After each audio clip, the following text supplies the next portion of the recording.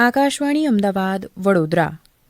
હવે આપ રાજ્ય વિધાનસભાની સાપ્તાહિક કાર્યવાહીની સમીક્ષા સાંભળશો, જેના લેખક છે પત્રકાર ઇમ્તિયાઝ ઉજ્જૈનવાલા.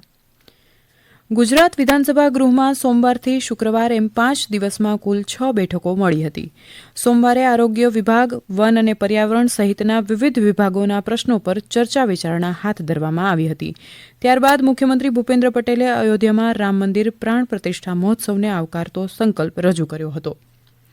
અમદાવાદ શહેરમાં કોરોનાના નવા વેરિયન્ટને લગતા એક સવાલના જવાબમાં આરોગ્યમંત્રી ઋષિકેશ પટેલે જણાવ્યું હતું કે અમદાવાદ શહેરમાં નવા વેરિયન્ટના JN1ના કુલ 20 કેસ સામે આવ્યા છે. તેમણે કહ્યું કે યુવાનોમાં હાર્ટ એટેકના કેસ વધી રહ્યા છે, પરંતુ કોરોનાની રસી અને હાર્ટ એટેક વચ્ચે કોઈ જ સંબંધ નથી. કોરોના રસીકરણની કોઈ પણ આડઅસર નથી. એકંદરે સમગ્ર ગુજરાતમાં કોરોનાના નવા વેરિયન્ટના 80 કેસ નોંધાયા છે. આ નવો વેરિયન્ટ માઇલ્ડ પ્રકારનો હોવાથી મોટાભાગના દર્દીઓ હોમ આઇસોલેટમાં રહીને સાજા થયા છે.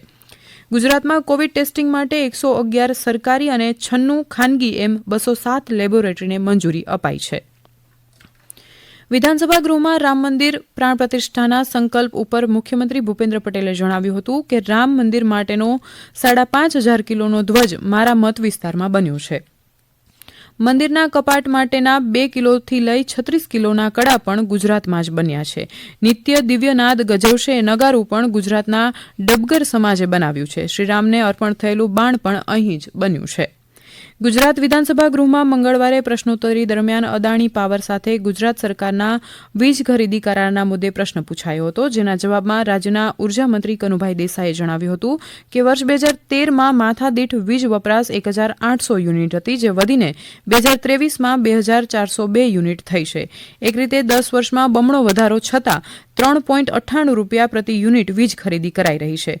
કોંગ્રેસના ધારાસભ્યોએ મોંઘા ભાવે વીજ ખરીદી કરાઈ રહ્યા હોવાના આક્ષેપને ઉર્જામંત્રીએ પાયાવિહોણા ગણાવ્યા હતા. ગુજરાત વિધાનસભામાં બુધવારે ગુજરાતમાં કુપોષણની સ્થિતિ અંગેના સવાલો પૂછાયા હતા, જેના જવાબમાં રાજ્ય સરકારે જણાવ્યું હતું કે ગુજરાતમાં 5,70,000 જેટલા બાળકો કુપોષણનો શિકાર બન્યા છે. અમદાવાદ જિલ્લામાં સૌથી વધુ 56,941 બાળકો કુપોષણનો ભોગ બન્યા છે. દાહોદમાં 51,324 બાળકો, જ્યારે બનાસકાંઠામાં 48,644 બાળકો કુપોષિત હોવાનું નોંધાયું છે. મહિલા અને બાળ કલ્યાણ મંત્રી ભાનુબેન બાબરિયાએ જણાવ્યું હતું કે કુપોષણ માત્ર ગરીબોમાં જ નહીં પણ સમૃદ્ધ પરિવારોમાં પણ જોવા મળે છે. શું ખાવું, શું ના ખાવું તે માહિતીના અભાવે લોકો કુપોષણનો શિકાર બને છે. ગુજરાત વિધાનસભા ગૃહમાં ગુરુવારે 2 બેઠક મળી હતી. સવારની બેઠકમાં પૂરક માંગણી ઉપર ચર્ચા વિચારણા હાથ ધરાઈ હતી. ધારાસભ્ય ગેનીબેન ઠાકોરે આ ચર્ચામાં ભાગ લેતા જણાવ્યું હતું કે આપણે ઉત્તમ શિક્ષણની વાતો કરીએ છીએ, તો પછી ધારાસભ્યો, અધિકારીઓ પોતાના સંતાનોને કેમ સરકારી શાળામાં ભણાવતા નથી. સરકારી શાળાઓની એવી દશા છે કે વાલીઓને ના છૂટકે બાળકોને ખાનગી શાળાઓમાં ભણાવવા મજબૂર થવું પડે છે. તેમણે રસ્તાના કામ માટે જોબ નંબર આપવા માટે પણ માંગણી કરી હતી. ધારાસભ્ય અભયસિંહ તડવીએ ચર્ચામાં ભાગ લેતા જણાવ્યું હતું કે ભૂતકાળમાં અંતરિયાળ વિસ્તારોમાં જવા માટે રસ્તાઓ નહોતા, પરંતુ આજે ભાજપ સરકારના શાસનમાં ઉમરગામથી અંબાજી સુધીના પટ્ટામાં ખૂબ સારા રસ્તાઓ બન્યા છે. પૂરક માંગણીઓ પસાર કરાઈ હતી. પ્રશ્નોત્તરી દરમિયાન દેવભૂમિ દ્વારકા અને વડોદરા જિલ્લામાં પકડાયેલા ડ્રગ અંગે સવાલ પૂછાયો હતો, જેના જવાબમાં ગૃહ રાજ્યમંત્રી હર્ષ સંઘવીએ જણાવ્યું હતું કે ગુજરાતમાં 2 વર્ષમાં 5,338 કરોડ રૂપિયાનો 32,590 કિલોગ્રામ ડ્રગ્સનો જથ્થો ઝડપાયો છે. હેરાફેરી રોકવા માટે ગુજરાત પોલીસે આંતરરાષ્ટ્રીય ઓપરેશન પણ કર્યા છે.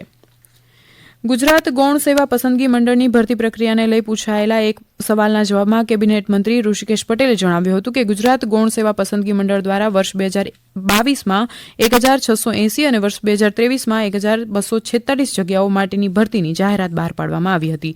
આ તમામ જગ્યાઓની નિમણૂક પ્રક્રિયા હાલ અંતિમ તબક્કામાં છે. વર્ષ 2024માં જુદા જુદા સંવર્ગની કુલ 8,000 જેટલી જગ્યાઓ માટે ભરતી કરવાનું આયોજન છે.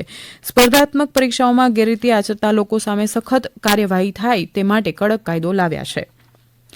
ચાલુ વર્ષના અંદાજપત્રમાં આરોગ્ય, શિક્ષણ અને પોષણ સહિત આદિજાતિ વિકાસને પ્રાધાન્ય આપ્યું છે. આરોગ્ય ક્ષેત્રે 20,000 કરોડ રૂપિયાથી વધુ રકમ ફાળવી છે, જેમાં આ વર્ષે કામરેજ અને બાવળા ખાતે 300 બેડની નવીન હોસ્પિટલનું નિર્માણ કરાશે.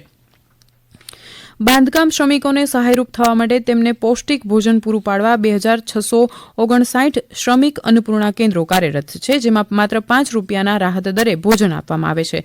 આગામી સમયમાં નવા 100 કેન્દ્રો શરૂ કરાશે. આ વર્ષે બજેટમાં ₹131 કરોડની જોગવાઈ કરી છે.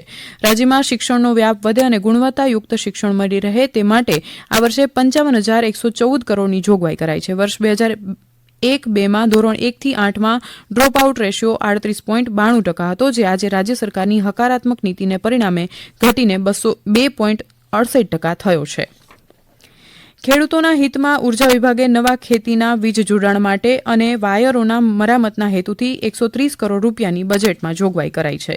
નવા કૃષિ જોડાણમાં અંદાજે ₹1.73 લાખના ખર્ચ સામે 5,000 જેટલી નજીવી રકમ ખેડૂત પાસેથી લેવામાં આવે છે. આ સિવાય આત્મનિર્ભર ભારત યોજના હેઠળ હવે ગુજરાતમાં ફાઇટર પ્લેન અને યુદ્ધની ટેન્ક પણ બની રહી છે. પ્રધાનમંત્રીના ગરીબ કલ્યાણ યોજના હેઠળ અંદાજે 72 લાખ પરિવારને વિનામૂલ્યે અનાજ આપવામાં આવે છે. શહેરોનો સર્વાંગી વિકાસ કરવાના હેતુથી આ બજેટમાં 7 શહેરોને મહાનગરપાલિકાનો દરજ્જો પણ આપવામાં આવ્યો છે. ગુજરાત વિધાનસભા ગૃહમાં શુક્રવારે પ્રશ્નોત્તરી દરમિયાન ટાટા પાવર પાસેથી વીજ ખરીદી અંગેના પ્રશ્નો પૂછાયો હતો, જેના જવાબમાં ઉર્જા મંત્રી કનુભાઈ દેસાઈએ જણાવ્યું કે કોંગ્રેસ શાસિત રાજ્યો પણ મોંઘા ભાવે જ વીજળી ખરીદે છે. ખાનગી કંપનીઓ મોંઘા ભાવનો કોલસો લાવી ઉત્પાદન કરે ત્યારે આપણે એ નક્કી કરવાનું છે કે આ વીજળી ખરીદી છે કે પછી ગુજરાતને અંધારપટમાં રાખવાનું છે. ગુજરાત સરકારના પૂર્વ મંત્રી પૂર્ણેશ મોદીએ ચર્ચામાં ભાગ લેતા જણાવ્યું હતું કે ગુજરાતની સરકારે દલિત, શોષિત, એસસી, એસટી, ઓબીસી, યુવા, મહિલા તમામના જીવનમાં બદલાવ લાવવા માટે ઐતિહાસિક બજેટ રજૂ કર્યું છે. ધારાસભ્ય મનીષાબેન વકીલે જણાવ્યું હતું કે ગુજરાતની 40,000 જેટલી સ્કૂલોને અપગ્રેડ કરવામાં આવી છે. 6,000થી વધુ સ્કૂલોમાં કોમ્પ્યુટર લેબ બની ગયા છે અને હજુ બનાવવાના છે. ધારાસભ્ય ત્રિકમ છાંગાએ જણાવ્યું હતું કે છેલ્લા કેટલાક સમયમાં ગુજરાતના યાત્રાધામો અને પ્રવાસન ક્ષેત્રે ખૂબ વિકાસ થયો છે. પર્યટનના નકશા પર ગુજરાત પસંદગીનું સ્થળ બન્યું છે. પ્રવાસન યાત્રાધામ માટે બજેટમાં 2,098 કરોડની જોગવાઈ કરવામાં આવી હતી. હમણાં જ આપ સાંભળી રહ્યા હતા રાજ્ય વિધાનસભાની સાપ્તાહિક કાર્યવાહીની સમીક્ષા, જેના લેખક હતા પત્રકાર ઇમ્તિયાઝ ઉજ્જૈનવાલા. પ્રસારણ આકાશવાણીના અમદાવાદ, વડોદરા કેન્દ્ર પરથી કરવામાં આવ્યું.